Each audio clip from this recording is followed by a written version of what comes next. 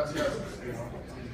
Sí, don honorable representante, desafortunadamente ha sucedido otra tragedia. Está el desarrollo de esa noticia. No puedo yo confirmarle el estado de salud de la tripulación. Son 15 de nuestros hombres que están a bordo de ese Black Hawk de la Policía Nacional, en desarrollo de la operación Agamenón contra el clan Úsuga en la frontera de Antioquia, Chocó, Océano Atlántico y frontera con Panamá.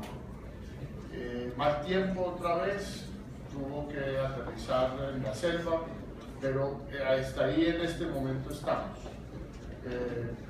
Probablemente tendremos otra vez malas noticias de miembros de nuestra fuerza pública que, en cumplimiento de su deber, pues sufren su integridad física.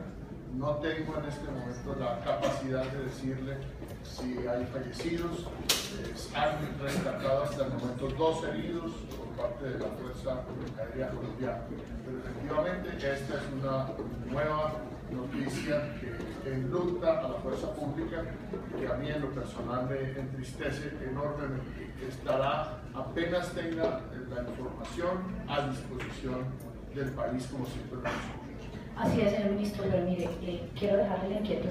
Yo sí creo que es la hora que en el tema de comunicaciones ustedes sean claros, porque siempre que ocurre un accidente de estos se habla que se derribaron. El titular de semana es muy duro.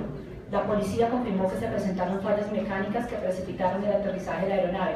Sin embargo, otras fuentes de la institución aseguran que fue derribada. Estos rumores sin confirmar le están haciendo mucho daño a la imagen de las fuerzas militares. Eso no es la inquietud, señor ministro. Señora Presidenta. Gracias.